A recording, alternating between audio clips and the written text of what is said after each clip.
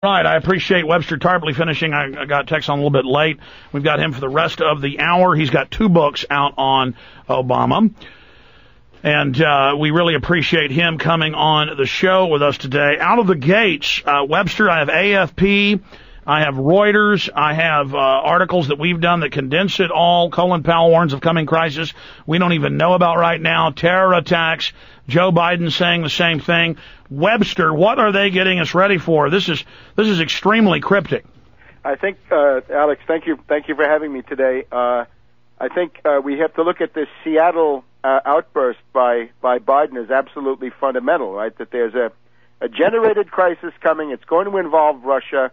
The righteousness of the U.S. position will not be immediately apparent, and I do agree. He's talking about a return to false flag operations in grand style. Now, you'll remember one of the complaints coming from the Obama forces, the Atlantic Monthly in particular, a guy called Andrew Sullivan, who's one of the leading Kool-Aid drinkers for Obama, back in December, and this is quoted in this book of mine, Obama, the Postmodern Coup, he says, right now, it would be impossible to have a false flag. I'm sort of simplifying the language to get to the reality of it.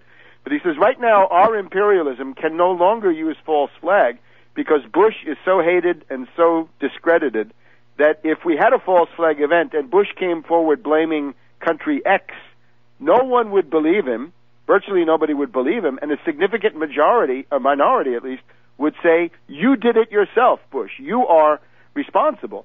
So Andrew Sullivan presented Obama as a way to refurbish the credibility of the U.S. regime at home and abroad so that they could then proceed to a new round of false flag operations. And indeed, this is pretty much what I've been writing about all year. The kinds of targets, though, that you've got to look at would be, in the first rank, places like Pakistan and Sudan, where there is a great desire for operations. I would have to disagree with Jim Mars. This guy Zardari is Mr. 15%. He's corrupt as can be. He's one of the greatest kleptocrats of the past 20 years.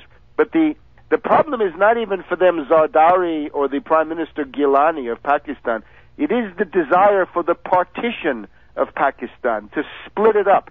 Brzezinski writes these books, Second Chance and others. Well, the British have already tried to do that once. Well, they're trying again, and the whole purpose of having these bloody attacks by the U.S. into northwest Pakistan has nothing to do with this crazy mythology of bin Laden. No, I understand, but let's go back to the incredible bombshell you just dropped on us. And I agree with you. Obama's their new horse. Obama's fresh. He can, reinvigorate things. McCain would be seen as Bush 3. And certainly the media has totally swung into favor of Barack Obama. If it wasn't clear before, it certainly is. The Wall Street money's pouring in, 100 and something million in 1 week. It's just 150 million in 1 week. It's all off the charts. They're even suddenly all over ESPN running all these shows about black athletes and all they went through and tying it into Obama. I mean, I've never seen a full court press like this going on.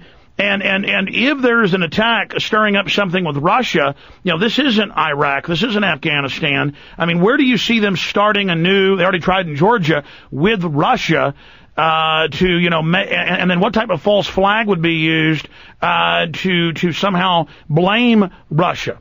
Well, the countries that would be targeted, again, would be in the first rank, the most obvious ones. Sudan. Biden, in other speeches, has been constantly calling for an attack on Sudan. So a smaller snack to embolden him to say, look how well he handled Pakistan, where Obama said he wants to go. Well, wait. We have to think of a broad range of possibilities. The most obvious are Sudan and Pakistan. Obama is on record demanding the bombing and actually land invasion of Pakistan. When Obama said in his convention stadium speech, we've got to go and get Osama bin Laden in the cave where he lives, that means invade Pakistan in their language. Biden has been the big guy calling for an attack on Sudan. But, of course, behind this is the question of Russia and China and whether they would dare to try to do something to pin terrorism on Putin or the Chinese leadership or some other combination, or it might be something reaching into a place like Kazakhstan. You just don't know. that would give a possibility of delving further into the soft. So to give him the name as, oh, look, he's already won something up front, to then build him up as a war leader for a larger confrontation with Russia? Well, I don't know if we can be so specific about the details right now, but it's clear that what he's talking about, where it's not going to be apparent that we're right, as Biden says in this famous outburst of yesterday, it's going to be, in other words, a hard sell, because I think one of the benefits of the 9/11 truth movement, and one of the things that you and others and I have been able to accomplish, is that there is a great deal more skepticism about false flag.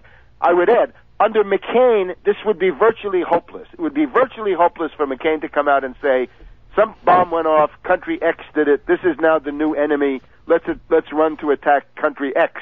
Very hard to do. With Obama, there is at least a fighting chance for these imperialists to get credibility, because Obama has this hard core of dedicated fanatical supporters, the left liberals, the Kool-Aid drinkers, this personality cult that is coalesced around him. Again, with these strong fascistoid overtones, they will be out there. This is what Obama is saying. We will need you to stand with us because it's not going to be apparent that we're right. The other possibility, of course, is sort of on the lines of Georgia.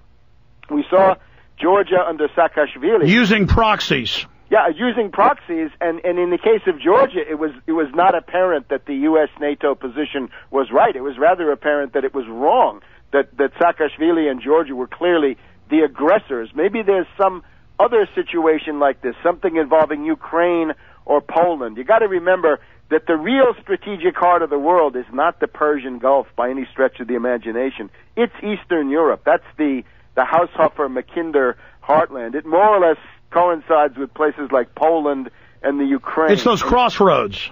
If you start something there, then everything is at stake immediately, because the ICBMs are on both sides. And then suddenly you'll have the left all behind it, just like the Vietnam War and LBJ. That is the advantage that Obama brings. He can mobilize 200,000 German lemmings in Berlin, and he can mobilize his Kool-Aid legions and cult following here in the United States. And boy, are they Kool-Aid legions. Every time I have you on, we get threatening phone calls from people saying we need to be arrested. I mean, we are in big troubles. Let's skip this break. Phase 1. Webster, I'm going to continue on the web here in prisonplanet.tv. Skipping, it's too important. Sorry I got you on late. I was finishing up with text. I understand. Specifically, though, they're going to. Where do you see false flag in this? Setting off a nuke at a U.S. base in Pakistan, setting off a nuke in Israel. The entire range of possibilities, and I guess we've got to go. Yeah, but Powell loves to brag. Biden loves to brag. The French president, all of them are saying, we know what it is. We can't tell you it's going to be big. And AFP says it's nuke. Nuke incident would make 9/11 insignificant. Nuke commission. I mean, they are really pouring the fear on again. The door is now reopening, and again, this all depends on getting Obama elected. I would remind people, back in May of 2005, we had a similar situation in Europe, in France specifically. There was this monstrous European constitution, which was pure oligarchy, elitism, the rule of the bankers, horrendous kind of stuff. And it got shot down in France and it was rejected. And in that situation in France, you had all of the parties and all of the media were telling everybody, you've got to vote for this. If you don't vote for it, you're a racist, you're a neo-Nazi, and all this. But they have integrity in their machines. We don't have integrity, Webster.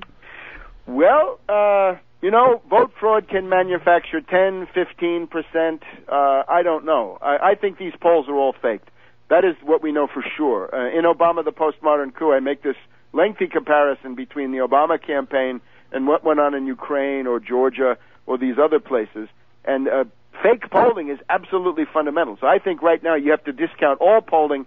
It's all a fake. I see a great wave of fear and loathing against Obama, which is now overpowering the residual hatred of Bush, Cheney, and the Republicans. No, I agree with you, but I interrupted. Finish up your analogy with the treaty failing 3 years ago and then failing again in Ireland with the Lisbon. Yeah, and the Netherlands, too. In other words, when you have an attempt to ram an oligarchical, elitist, bankers monstrosity down the head of a people that I think the American people are still anti-fascist at heart and desire to be free, there's always the possibility that you get this kind of a backlash against international financiers and the kinds of things that they, like Obama, recommend. So I think we may be headed into something like that. In other words, a stunning defeat for the oligarchical power machine, just based on the fact... Wait, you're predicting you think Obama is going to lose?